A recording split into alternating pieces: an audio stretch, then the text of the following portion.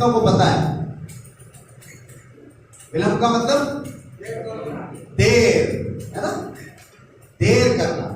आज हम बात करेंगे देरी की।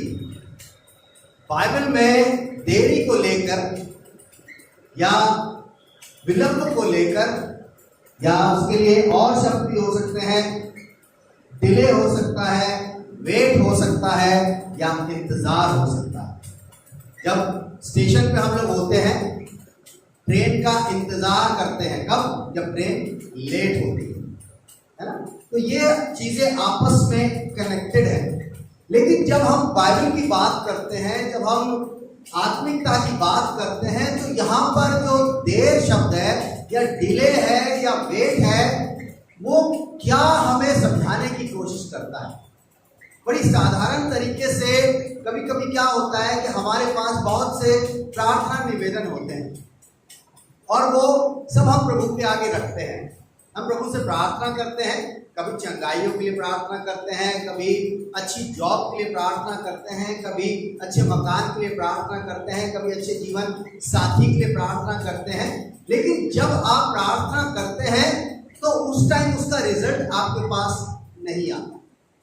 उसमें कुछ विलंब होता है, उसमें कुछ देरी होती है, उसमें कुछ डिले होता है।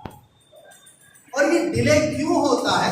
हमें आज की डेट में अगर हम स्पिरिचुअली बात करते हैं तो हमको इंस्टेंट रिजल्ट चाहिए होता है। अगर कहा जाए कि हमने आज प्रार्थना करी, अभी प्रार्थना करी और हमें अभी का अभी उत्तर चाहिए। हम में से देर किसी को नहीं पसंद है, इंतजार करना किसी को नहीं पसंद है, वेट करना किसी को अच्छा नहीं लगता।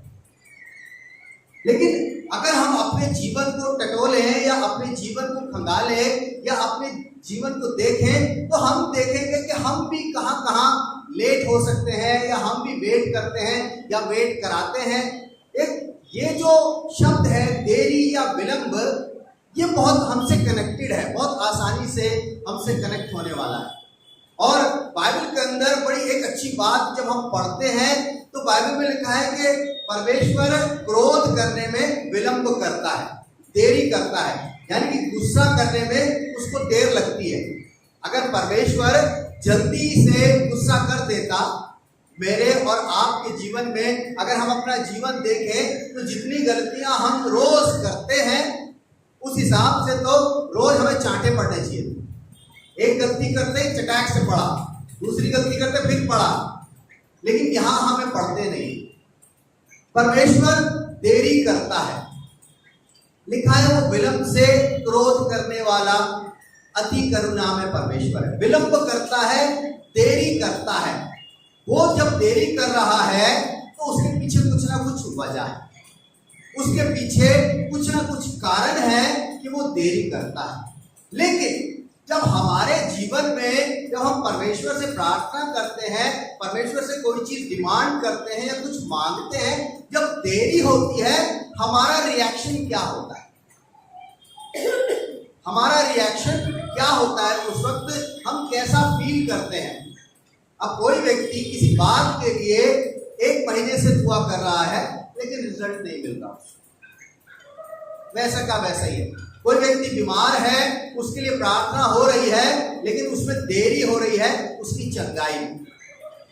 किसी व्यक्ति को जॉब चाहिए लेकिन उसे जॉब नहीं मिल रही है। हम डेली प्रार्थना करते हैं, हम डेली प्रभु से कहते हैं, लेकिन देरी देरी देरी देरी देरी क्यों? आखिर ये देरी शब्द हमारे से जुड़ा हुआ है, क्यों डिले वर्ड हमारे साथ कनेक्टेड है, क्यों? हमारे लिए इसको समझना बहुत जरूरी है। चलिए आज इसको हम समझेंगे कि ये देरी का जो शब्द है या डिले का, वेट का क्यों है। चलिए मेरे साथ एक वर्ष निकाल लें, नीति वचन। नीति वचन उसका 13वां अध्याय, नीति वचन उसका 13वां अध्याय और उसकी 12वीं आयत। बड़ी अच्छी बात यहाँ पर लिखी हुई है, नीति वचन 13 उसकी 12वीं आयत। जब यहाँ पर लिखा है कि जब आशा पूरी होने में विलंब होता है। आशा का मतलब हो, जब हमें किसी चीज की आशा होती है, उम्मीद होती है और उसमें देरी होने लगे, पर राइटर हमें बताता है कि जब हमें किसी चीज की उम्मीद होती है तो उसमें देरी होने लगती है, उसमें विलंब होने लगता है, तो क्या होता है जी?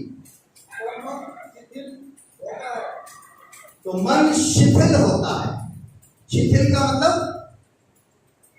मतलब किसको पता है? उदास हो जाता है।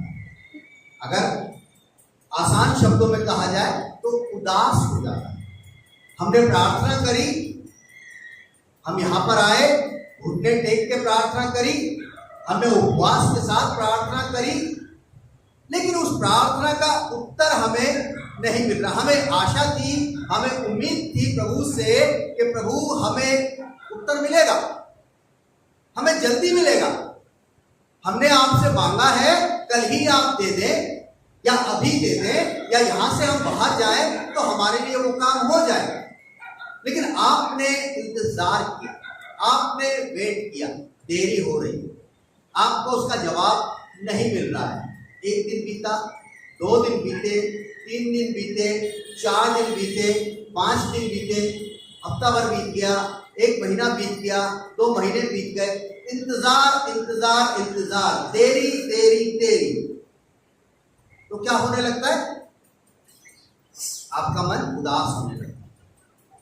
हम तो रोज दुआ कर रहे हैं,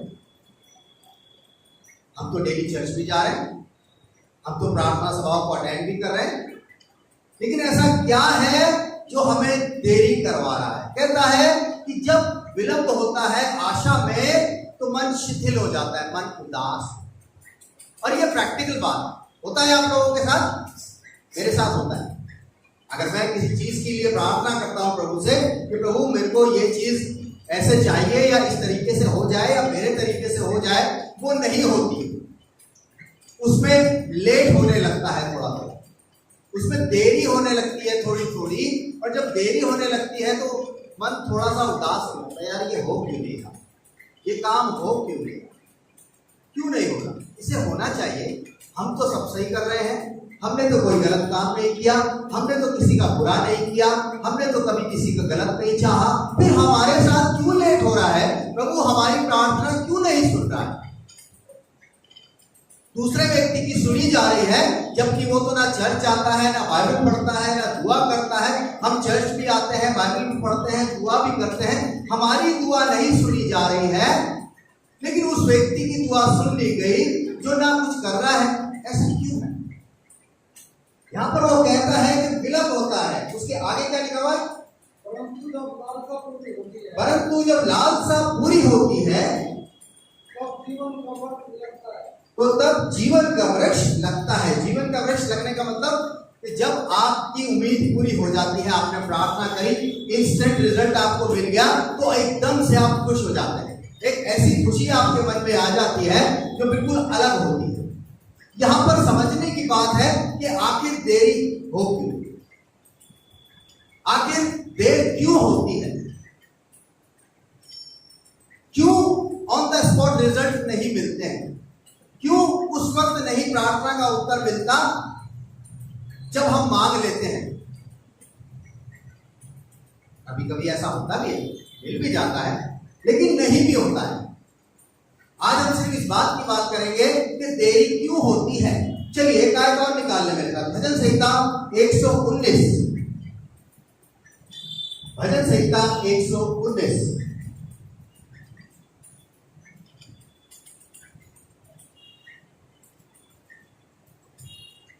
और उसकी 82 119 82। मेरी आंखें तेरे वचन के पूरे होने की बाट जोहते आगे रह गई है।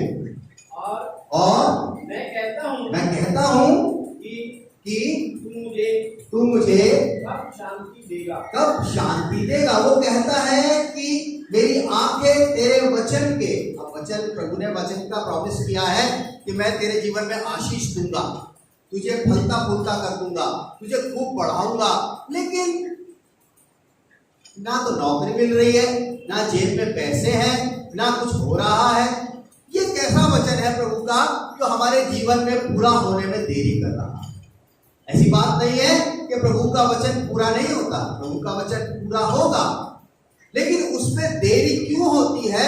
यहां कहता है कि तेरे वचन की बाट, बाट का मतलब इंतजार, तेरे वचन का इंतजार करते हुए जो तूने कहा है उसका इंतजार करते करते, कहता है जोहते जोहते, बाट जोहते जोहते, गांव की लैंग्वेज है, बाट जोहते जोहते आंखें धुंधला गई है, इतना टाइम लग रहा है कि हो ही नहीं रहा कुछ भी, क्या करें? कुछ समझ नहीं आ रहा कि ऐसा क्यों हो रहा है, कुछ समझ नहीं आ रहा क्यों हो रहा है ऐसा, क्यों लेट हो रहा है, क्यों देरी हो रही है, कुछ नहीं समझ आता। प्रार्थना निरंतर कर रहे हैं, वचन निरंतर पढ़ रहे हैं, प्रभु के वादों को निरंतर याद कर रहे हैं, लेकिन कुछ हो ही नहीं रहा, कुछ हो ही नहीं रहा। क्यों नहीं हो रहा? देरी क्यों हो रही है? लेट क्यों हो रहा है? डिले क्यों हो रहा है? प्रभु क्यों इंतजार हमें कराता है? क्यों हमें बाट जोड़नी पड़ती है? ऐसा क्यों है? दाऊद इस बात को कहता है कि मेरी आंखें धुंधला गई है, मैं वेट कर रहा हूं कि कब तेरा वचन मेरे जीवन में पूरा होगा। तूने मेरे से बहुत सारे प्रॉमिसेस कर रखे हैं, लेकिन पूरे तो हो ही नहीं रहे हैं। बताइए कब पूरे होंगे? मैं इंतजार में हूं, इंतजार में हूं, इंतजार में हूं, और मेरे से इंतजार नहीं हो रहा। मेरी आंखें धुंधली होती जा रही हैं। धुंधली होने का मतलब वो वेट कर रहा है। हो सकता है प्रभु ने उससे कोई बात ऐसे टाइम में कहा हो जब वो बहुत अच्छा देखता हो, जवानी में कहा हो, लेकिन अब कह रहा है कि मेरी आंखें धुंधली पड़ रही है, यानी कि उसकी एज बढ़ रही है, बुढ़ापा आ रहा है, कईयों साल बीत गए कि उसका प्रॉमिस जो है, परमेश्वर के जीवन का जो प्रॉमिस है वो पूरा ही नहीं हो रहा है।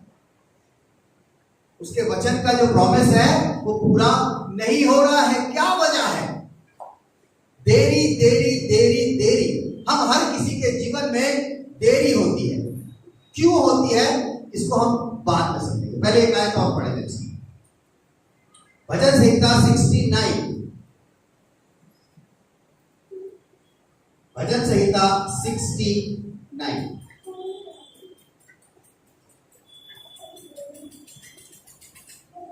और उसकी तीसरी आयत जी कहता है, मैं पुकारते पुकारते थक गया। दुआ करते करते थक गए। रोज दुआ कर रहे हैं, रोज दुआ कर रहे हैं, रोज दुआ कर रहे हैं, अब नहीं करें। अब हम थक गए हैं, अब हम थक चुके हैं इंतजार करते करते। इतना डिले, इतना लेट।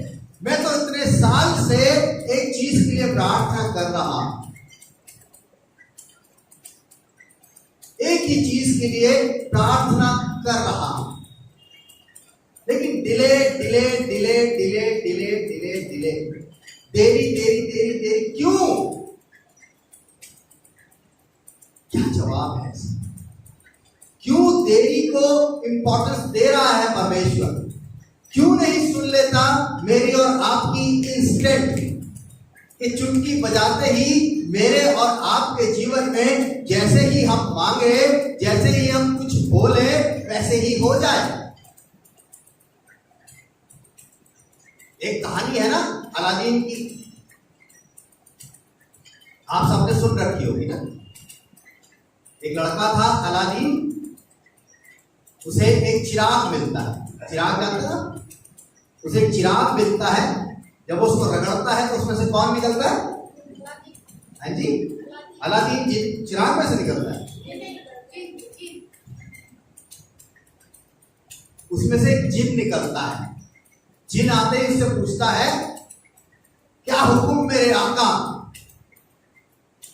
कहता है, मुझे भूख लग रही है और मुझे इंस्टेंट अच्छे से अच्छा खाना चाहिए। कहता है ऐसे कर, अगर आपने कभी उसकी कोई मूवी देखी हो तो जरूर देखिएगा। वो यूं करता है, एक चुटकी बजती है और सामने एक बड़ा सा दस्तरखान बिछ जाता है जिसके ऊपर ढेर सारा अच्छा अच्छा खाना होता है। डिले नहीं हुआ, उसको इंस्टेंट हो गया, वो खुश हो जाता है। और अगर मान लीजिए वो कहता कि जिन मुझे खाना चाहिए, तो कहता आपका थोड़ी वेट करो, गैस खत्म हो गई है, सिलेंडर लाना है, बर्तन गंदे पड़े हैं, अभी धोने पड़ेंगे, बाजार से सब्जी लानी पड़ेगी, उसको काटना पड़ेगा, चावल भिगोने पड़ेंगे, फिर खाना बनेगा, तो कम से कम 2-2.5 घंटे आपको लग जाएंगे। फिर तो किस बात का जीना है। कभी कभी हमारे मन में भी ये सवाल आ जाता होगा, परमेश्वर तो सारी बातों को पूरा करने वाला परमेश्वर है, क्यों करता है, फिर देरी क्यों हो रही है? वो कहता है मैं पुकारते पुकारते, वहां कह रहा था बाट जोहते जोहते। आपको पता है ये 2 बार क्यों शब्द आते हैं, इनका क्या मतलब होता है? कौन बताएगा जी? जोर डालना, यस, किसी बात के ऊपर जोर डालना कि वो कहता है इंतजार करते करते, और कहता है पुकारते पुकारते। एक बार पुकार लिया, बात खत्म। ये कह रहा है पुकारते पुकारते, यानी कि पुकार रहा है, बार बार चिल्ला रहा है, बार बार कह रहा है कि प्रभु मेरी सुनो, मेरी सुनो, मेरी सुनो, सुनते क्यों नहीं हो? लेकिन प्रभु शांत बैठे, कहते मैं नहीं सुन रहा। प्रभु इतने दिन से कह रहा हूं अच्छी नौकरी दे दो, अच्छी नौकरी दे दो, अच्छी नौकरी दे दो, अभी देखिए। कई पेरेंट्स मेरे से बात करते हैं, फोन आता है कि पादरी साहब हमारे लड़के के लिए एक अच्छी लड़की बताइए, या कहते हैं हमारी लड़की के लिए एक अच्छा लड़का बताइए। हम इंतजार करें। अरे नहीं पादरी साहब बहुत देर हो गई, इंतजार करते करते मिल नहीं रहा है, वो देर हो रही है।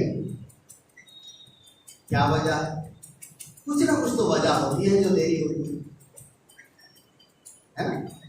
देरी क्यों होती है? वो कहता है कि मैं पुकारते पुकारते थक गया हूं। आगे क्या कहता है वो? मेरा गला सूख गया है, मेरा गला सूख गया है, अपने परमेश्वर की बात जोहते जोहते मेरी आंखें रह गई है, मेरी आंखें धुंधली पड़ गई। इतना वेट, कितना लंबा वेट है ना। हमें तो एक हफ्ते से ज्यादा अगर रिजल्ट नहीं मिलता तो हम बिलबिलाने लगते हैं। पादी साहब से प्रार्थना करवाई थी, देखो कुछ हुआ ही नहीं, चलो टिकट कटाते हैं और कहां चलते हैं? पंजाब की ओर। वहां जल्दी काम हो जाता है, फिर वहां से लौट के आते हैं। हमने वहां भी प्रार्थना कराई थी लेकिन काम नहीं हुआ। प्रभु आपको इंतजार करवा रहा है, कुछ ना कुछ वजह है। चलिए एक आयत निकालिए मेरे साथ, दूसरा पत्रस उसका 3रा अध्याय, दूसरा पत्रस उसका 3रा अध्याय और उसकी 9वीं आयत। प्रभु अपनी प्रतिज्ञा के विषय में, एक मिनट, यहां लिखा हुआ है कि प्रभु अपनी प्रतिज्ञा के विषय में देर नहीं करता। अभी आप कहेंगे कि इतनी देर से आप देर देर देर देर बोले जा रहे हो, लेकिन यहां तो बाइबल कहती है कि प्रभु अपनी प्रतिज्ञा के विषय में देर नहीं करता। आगे की लाइन ध्यान से सुनिए जी। जैसी देर कितने लोग समझते हैं। बैठ जाइए। कहता है कि प्रभु अपनी प्रतिज्ञा के विषय में जो प्रॉमिस किया है, जो वादा किया है, उसमें देर नहीं करता। कहता लेकिन लोग समझते हैं ऐसा, मैं और आप समझते हैं कि देर हो रही है। प्रभु देर सबोपदेशक जब हम पढ़ते हैं तो वहां पर एक बात बहुत अच्छी लिखी है कि हर चीज का क्या है, जोर से बोलिए, क्या है, हर चीज का समय है, हर चीज का। मैं और आप अपने हिसाब से चलते हैं, ये वाली घड़ी और ये वाली घड़ी अपने हिसाब से चल रही है, ये अपने अपने हिसाब से टाइम दे रही है। मेरी ये वाली घड़ी अपने हिसाब से टाइम दे रही है, आपके पास जो घड़ियां हैं वो अपने हिसाब से टाइम दे रही है। हर किसी की घड़ी में एक सा टाइम नहीं होगा, आगे पीछे होगा थोड़ा बहुत, कईयों की मिल भी सकती है, लेकिन किसी की 2 मिनट आगे होगी, किसी की 2 मिनट पीछे होगी। हम अपने हिसाब से टाइम को चलाने की कोशिश करते हैं प्रभु में, कि प्रभु जी हमें आज जॉब चाहिए, प्रभु जी आज हमें चंगाई चाहिए, प्रभु जी आज हमें घर चाहिए, प्रभु जी आज हमें आपसे आशीष चाहिए, प्रभु जी आज हमें ये सब चाहिए। एक व्यक्ति से आपको मिलवाना चाहूंगा, चलिए लेके चलता हूं। इब्रानियों उसका 6वां अध्याय और उसकी 14वीं आयत। इब्रानियों उसका 6वां अध्याय और उसकी 14वीं आयत। यहां पर बड़ा अच्छा एक व्यक्ति का जिक्र हमें मिलता है और इस व्यक्ति से हम सब बहुत अच्छे तरीके से परिचित हैं कि मैं सचमुच तुझे बहुत आशीष दूंगा, कि मैं तुझे सचमुच बहुत आशीष दूंगा। ये किससे कह रहा है प्रभु? परमेश्वर ने ये किसी को कहा था, ये स्टेटमेंट किसी व्यक्ति के लिए कही गई थी कि मैं तुझे सचमुच आशीष, क्या लिखा है, दूंगा। दूंगा का मतलब अभी दी नहीं है, अभी दी नहीं है, लेकिन कह रहा है। अब मैं अगर लवी से कहने लगूं, लवी 2 दिन के बाद मैं तुम्हें 500 का नोट दूंगा, दूंगा का मतलब अभी हुआ नहीं, फ्यूचर की बात कर रहा है। यहां पर इब्राहिम की बात की जा रही है। इब्राहिम और सारा से हम सब अच्छी तरह परिचित हैं। इब्राहिम के पास कोई संतान नहीं थी, परमेश्वर ने उससे वादा किया कि मैं तुझे एक संतान दूंगा। 75 साल की उम्र में उससे कहा कि मैं तुझे एक संतान दूंगा। प्रभु जी आप संतान दोगे, और साथ में कहा कि तेरी संतानों को तारों के समान और रेत के कीटों के समान बनाऊंगा। कहता प्रभु एक भी तो नहीं है, करूंगा, दूंगा। अरे कैसे कल की बात कर रहे हो, आज देते हो तो बताओ, लेट क्यों कर रहे हो यार, देना है तो दे दो। वो कहता है कि दूंगा, फ्यूचर की बात कर रहा है, प्रेजेंट में दूंगा। क्या लिखा है उसके आगे? और तेरी संतान को बढ़ाता जाऊंगा। यानी कि ये भी बात फ्यूचर की है। हमें प्रेजेंट में सब चाहिए होता है, लेकिन इब्राहिम से बात करी कि तुझे एक संतान दूंगा। 75 साल की उम्र थी उसकी जब उससे ये बात कही प्रभु ने। 1 साल बीता, 2 साल बीते, 3 साल बीते, 4 साल बीते, 5 बीते, 6 बीते, 10 बीते, 11 बीते, 15 बीते। तो कुछ ज्यादा डिले नहीं कर रहे हो, ज्यादा लेट नहीं कर रहे हो आप। कभी कभी बड़ा मजा आता है जब हम स्टेशन पे होते हैं, आपके पास टिकट है, बढ़िया एसी में रिजर्वेशन है, आप स्टेशन पे बैठे हैं, आपकी गाड़ी का टाइम 9:30 बजे का है और आप 8:30 बजे स्टेशन जाके बैठ जाते हैं। 9 बजने में 10 मिनट पहले या 9:30 बजने में 10 मिनट पहले अनाउंसमेंट होती है कि गाड़ी संख्या फलानी जो वहां से चलकर यहां आने वाली थी अपने समय से 15 घंटे देरी से चल रही है। तब क्या होता है? कभी स्टेशन पे जाके रिएक्शन देखिएगा लोगों को,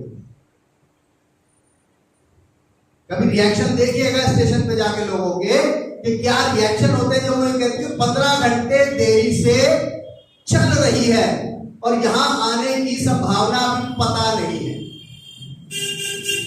कब आएगी अभी उनको भी नहीं पता। इब्राहिम को भी कहा कि तुझे एक संतान दूंगा। तो कब दोगे? नेक्स्ट ईयर, उसके नेक्स्ट ईयर, उसके नेक्स्ट ईयर। धीरे से जाता होगा, प्रभु अब तो 5 साल बीत गए, प्रभु जी अब तो 10 साल बीत गए, प्रभु जी अब तो 15 हो गए, प्रभु जी बस करो, अब तो 20 होगा, अब इससे ज्यादा मैं नहीं झेल सकता। बेकार की बात करते हो आप, देते हुए तो कुछ हो नहीं, खामा खाता दूंगा। अबे दूंगा तो फ्यूचर तो आ गया, कितना फ्यूचर में जाऊं? इंतजार, वेट करो, देरी हो रही है, इंतजार करो। इंतजार क्यों करो? क्योंकि दूंगा मैं तुझे अपने टाइम से, और जब तुझे दूंगा तो बेस्ट दूंगा, बेस्ट दूंगा, सबसे बेहतर दूंगा, सबसे अच्छा दूंगा, जिसमें तू कमी ना निकाल पाए। 100 वर्ष की आयु में उसको एक बेटा होगा। अगर उसको बेटा जवानी में पैदा हो जाता तो परमेश्वर को नहीं मानता। बुढ़ापे में उसकी संतान पैदा हुई, ये परमेश्वर ही संभव कर सकता है। उसको कहा तेरी संतान को तारों के समान और रेत की कीमतों के समान बढ़ाऊंगा, और बढ़ाता चला गया। पुराने नियम के अंदर अगर इब्राहिम की वंशावली देखें, चलिए पुराने नियम में ना जाए, नए नियम में मती के अंदर ही अगर इब्राहिम की वंशावली पढ़ेंगे तो आप यीशु मसीह तक पहुंच जाएंगे। आपको पता है, दूंगा, वेट कराएगा, वो आपको वेट कराएगा। जब तक आप वेट करना नहीं सीखेंगे, मैं सीख गया, मैं सीख गया, आप लोग 9:30 बजे आते, मैं सीख गया, आप लोग 10 बजे आते, मैं सीख गया इस बात को। आपने मुझे सिखा दिया कि हम नहीं, बोलो बोलो, हम नहीं सुधरेंगे, है ना? तो आप फिर प्रभु से उम्मीद कैसे लगा सकते हैं कि आपकी लाइफ में इंस्टेंट काम हो जाए? आपकी लाइफ में इंस्टेंट काम कैसे हो जाए? जब आप प्रभु को इंतजार कराते हैं कि अभी तो 9:30 होने में बहुत देर है, चलेंगे आराम से, अब तो बारिश भी हो रही है, लगता है पादरी साहब नहीं आएंगे। अच्छा आप आए थे, हम तो ये सोच के नहीं आए कि आप नहीं आएंगे। मेरे आने ना आने से कोई फर्क नहीं। आपको प्रभु से मिलने आना है, आपसे इंतजार कराते हैं, वो भी कराता है, कहता रुको बेटा। इब्राहिम को उसने 25 साल वेट कराया, लेकिन यहां पर अगर आप इब्रानियों की किताब पढ़ेंगे तो लिखा हुआ है कि वो विश्वासियों का पिता गिना गया। उसने वेट किया, उसने बड़बड़ाया नहीं, कुड़कुड़ाया नहीं, बड़बड़ नहीं करता रहा होगा। अरे प्रभु जी आप तो देते नहीं हो, इतना देर इंतजार कराते रहते हो, पता नहीं कैसे होगा काम। मैं फालतू की बात करती थी, उस दिन सबको मैंने बता भी दिया था कि आपने कहा था कि मैं बेटा दूंगा, तेरी संतान को बढ़ाऊंगा। इतने लोग आके मुझसे पूछते कि तेरे तो बेटा नहीं हुआ, बताओ क्या करूं? बिना सांस, कई लोग सांस नहीं लेते बोलते हुए, आपको पता है, बहुत से लोगों को जानता हूं, बोलेंगे एक सांस में बोलते चले जाएंगे, बोलते चले जाएंगे, तो थोड़ा सांस के पैसे नहीं लगे, कोरोना में लग रहे थे, अब नहीं लगे। ऐसे करके आप ले सकते हैं फ्री। कुड़कुड़ाने से आपकी देर खत्म नहीं होगी, आपकी इंतजार खत्म नहीं होगी। परमेश्वर का अपना समय है अपने जीवन में कार्य करने का। काना की शादी में इनवाइटेड था, दाखरस खत्म हो गया, मम्मी आई यीशु मसीह के पास, कहने लगी बेटा एक काम करो, दाखरस खत्म हो गया है, लोगों को दाखरस नहीं मिला, कुछ अरेंजमेंट करवा दो। अच्छा मम्मी अभी जाओ। ऐसे ही हुआ था। क्या हुआ था? यस, वहां बोला कि हे नारी अभी मेरा समय नहीं आया। और जब समय आया तो दाखरस यीशु मसीह ने बना के दिया, तो वहां के लोग कह रहे ये अब तक कहां छुपा के रखा, जब हम पी के छक गए हैं तब बढ़िया वाला लेके आ। परमेश्वर अपने समय से जब चीजें करता है तो बेस्ट करता है, बहुत बढ़िया करता है। हम अपने हिसाब से लेना चाहते हैं। प्रभु जी पेट का दर्द ठीक कर दो, बहुत दर्द हो रहा है। आपको पेट का दर्द दिख रहा है, प्रभु को अंदर का अल्सर भी दिख रहा है। आपके सर में दर्द है, प्रभु सर में दर्द रोज रहता है, इसे ठीक कर दो। आपको सर का दर्द दिख रहा है, उसको अंदर का ट्यूमर दिख रहा है। वो आपका ट्यूमर ठीक करने पर है, वो आपका अल्सर ठीक करने पर है, और आप खाली दर्द ठीक करवा दो। टाइम दीजिए, इंतजार कीजिए, देर को समझने की कोशिश कीजिए कि इब्राहिम ने इंतजार किया, विश्वासियों का पिता कहलाया, विश्वासियों का पिता कहलाया। अगर इसकी 15वीं आयत पढ़ते हैं तो वहां पर बड़ा अच्छा लिखा हुआ है। क्या लिखा हुआ है?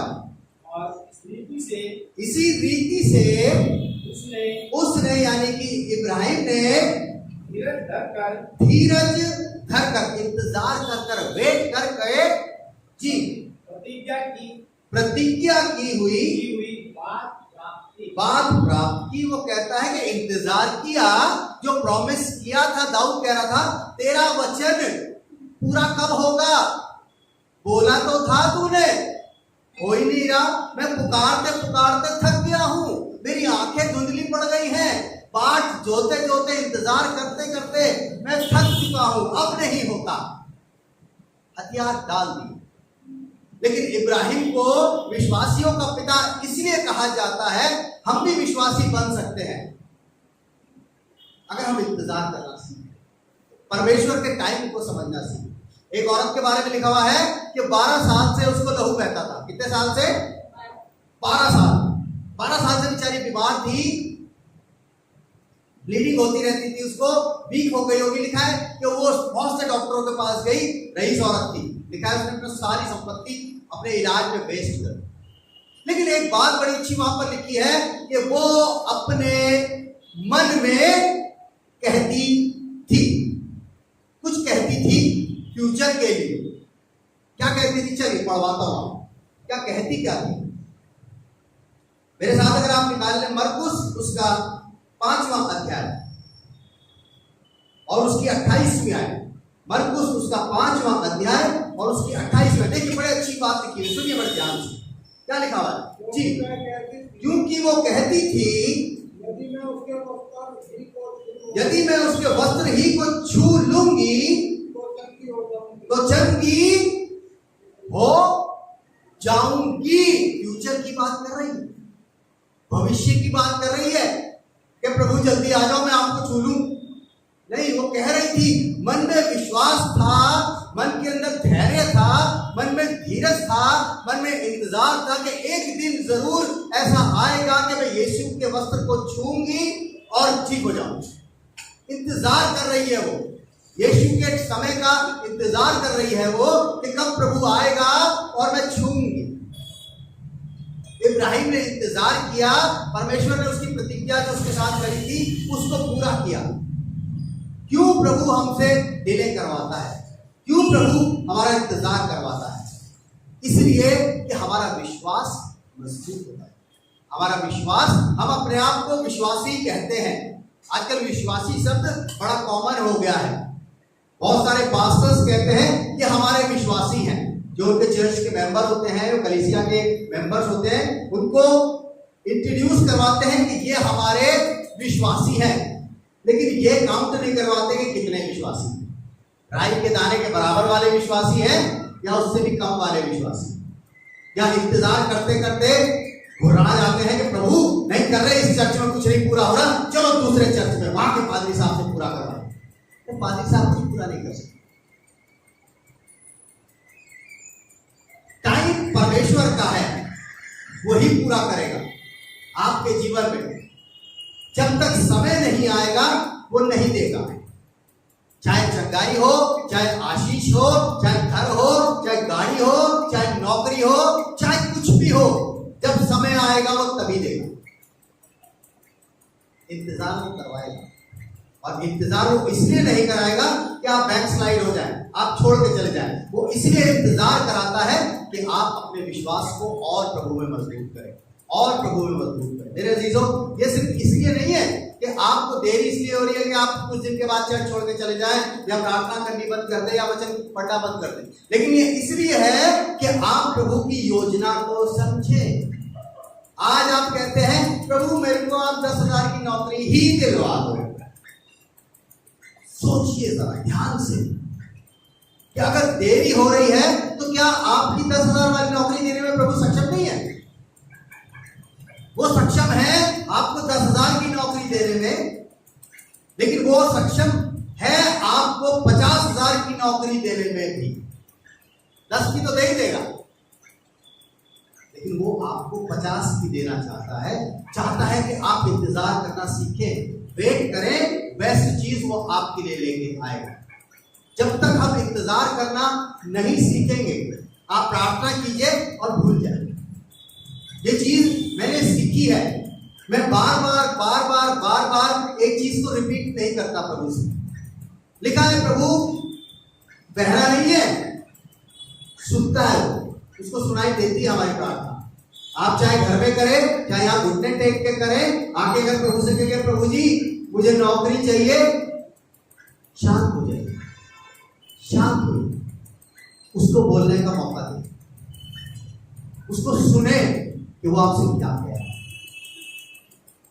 कहता बेटा अच्छी तरह तैयारी करो, एक बेस्ट इंटरव्यू के लिए आपने जाना है, उसमें आप अपेयर करेंगे, उसके बाद आपको एक अच्छी नौकरी मिलेगी। प्रभु घर चाहिए हमें, उसको तो आपने इतनी जल्दी घर दे दिया, बताओ, वो तो आपसे प्रार्थना भी नहीं करता, और हमारा तो आप 50 गज का मकान ही नहीं बनवा। तुम 50 गज के चक्कर में लग रहे हो, मैं 500 गज के चक्कर में लग रहा हूं। हम बोलते रहते हैं, उसको मौका नहीं देते। उसको मौका दे बोलने का, उसको सुने, वो बताएगा आपको कि क्यों डिले हो रही है। ऐसा नहीं है कि छोड़ देगा, उसको हम सुनते रहिए। रोज आएंगे, प्रभु चंगाई दो, प्रभु आशीष दो, प्रभु घर दो, प्रभु गाड़ी दो, प्रभु नौकरी दो, फिर दूसरे दिन प्रभु फिर दो, प्रभु फिर दो, प्रभु फिर दो। भैया मैं भी तो कुछ कह रहा हूं। परमेश्वर की सुने, वो आपको बताएगा कि डिले क्यों हो रही है, वो आपको बताएगा देरी में वजह क्या है। दूसरों से अपने आप को कंपेयर ना करें। आप ये सोचें कि मेरा विश्वास प्रभु पे क्या है। जब उसने प्रॉमिस कर दिया किसी बात की चिंता मत करना, क्या खाएंगे, क्या पिएंगे, क्या पहनेंगे, कैसे रहेंगे, वो सब काम मेरा है, डोंट वरी। लेकिन फिर भी प्रभु बार बार एक बार कहिए, उसने सुन लिया कि प्रभु मैं इंतजार कर रहा हूं आपकी बात, आपका काम खत्म हो जाए, प्रभु को अपना काम है। चलिए एक आखिरी वर्ष पढ़ेंगे कि ऐसा क्यों होना चाहिए। यशाया 40 और उसकी 31 में जी क्या लिखा हुआ?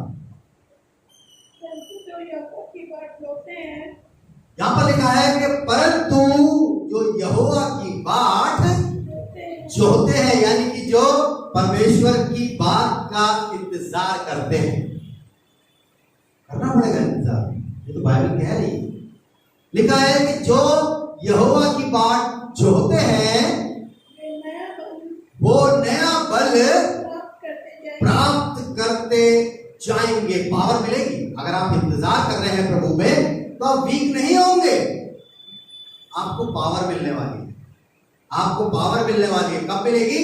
जब आप प्रभु की बात को सुनेंगे, जब आप उसकी बात पे ध्यान देंगे, जब आप कान लगाएंगे कि प्रभु कुछ कह रहा है। वो कहता क्या कहता है जी? पढ़ दीजिए। वो उकाबों की नाई उड़ेंगे, दौड़ेंगे और ना श्रमित ना होंगे, चलेंगे और थकित ना होंगे। यानी कि सारी बात को कहता है कि जो यहोवा की बाट जोते हैं, नया बल, नई पावर। आप में पावर हो सकती है, आप शक्तिशाली हो सकते हैं, आप पहलवान हो सकते हैं, आप 50 किलो वजन उठा सकते हैं, लेकिन कहता है नया बल। शारीरिक रूप से आप ताकतवर हैं, आत्मिक रूप से वो ताकतवर बनाना चाहता है, स्पिरिचुअली स्ट्रॉन्ग करना चाहता है आपको, अगर आप वेट करेंगे उससे। कहता है कि वो नया बल प्राप्त करते जाएंगे, उकाबों की नाई उड़ेंगे। उकाब जानते हैं आप? उकाब पक्षी देखा नहीं होगा किसी ने, बताओ क्यों? वो उड़ता पता कहां है? बहुत हाइट पे उड़ता है, बहुत हाइट पे उड़ता है। चील देखिए आप, चील देख रहे कितनी ऊपर उड़ती है, वो उससे भी ऊपर उड़ता है।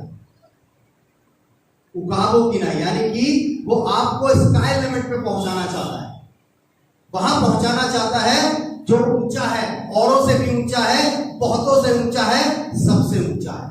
वो आपको वहां पहुंचाना चाहता है। किस लिए? आपको इंतजार करना है, आपको भीड़ से अलग हटके वो आपको दिखाना चाहता है। भीड़ में सब चलते हैं ना, भीड़ को क्या बोलते हैं?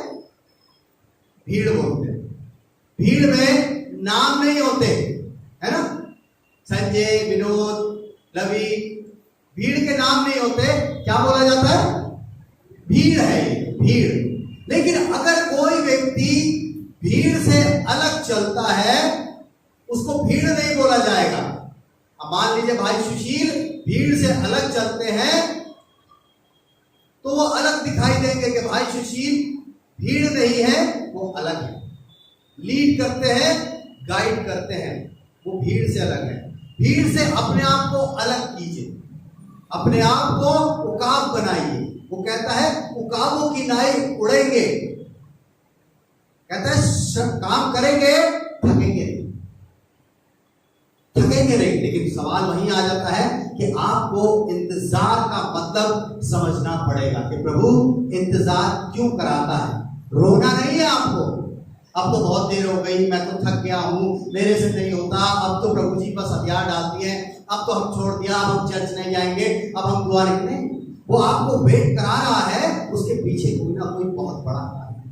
आज इब्राहिम को हम याद करते हैं, आज उस 12 वर्ष से लहू बहने वाली महिला को हम याद करते हैं, उनका जिक्र हम बाइबल में पढ़ते हैं। एक व्यक्ति का और जिक्र है, समय नहीं है, आपको छोटा सा बताऊंगा। 38 साल से वो बीमार था, 38 ईयर, यानी कि आधी लाइफ से वो बीमार है, चंगा ही नहीं हुआ। वहां पड़ा पड़ा इंतजार करता रहता था बेचारा, प्रभु जी ठीक कर दो, कोई आ जाओ, पानी में गिरा दो, मैं चंगा हो जाऊं। नहीं, 38 साल के बाद प्रभु यीशु मसीह जाते हैं, यानी कि पता आपको 38 साल यानी कि प्रभु यीशु मसीह के पैदा होने से पहले से वो बीमार था।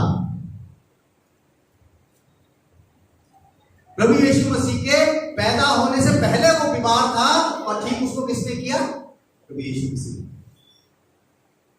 हर चीज का समय, अगर आपके किसी भी काम में देरी हो रही है मेरे अजीजों, इसका मतलब ये नहीं है कि वो काम होगा नहीं, वो होगा, परमेश्वर के समय के अनुसार होगा।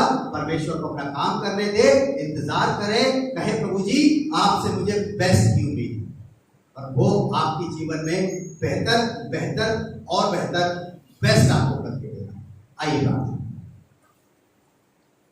धन्यवाद करते हैं प्रभु जी इस बात के लिए कि आपने हमें सिखाया कि यदि आप हमारे जीवन में किसी कार्य में देरी करते हैं तो उसका मतलब ये नहीं है कि वो काम हमारे जीवन में नहीं हो, लेकिन मतलब ये है कि प्रभु जी आप उसे और बेहतर बनाना चाहते हैं। आज जितने लोग यहाँ बैठे हैं उन सब के प्रार्थना करते हैं, यदि वो किसी चीज के प्रार्थना में लगे हैं प्रभु जी, तो उन्हें समझाएं, सिखाएं कि आप उनके लिए बेस्ट का इंतजाम करें, एक बेहतर का इंतजाम करें, ताकि वो आपके नाम को महिमा दे सके। हम चाहते हैं कि आज जितने लोग यहाँ बैठे हैं सबको आप बहुतायत से बरकत दें और इनके जीवनों में बेहतर काम करते चले। इस विनती को मांगते हुए उद्धार करता और यीशु मसीह के नाम से आमीन।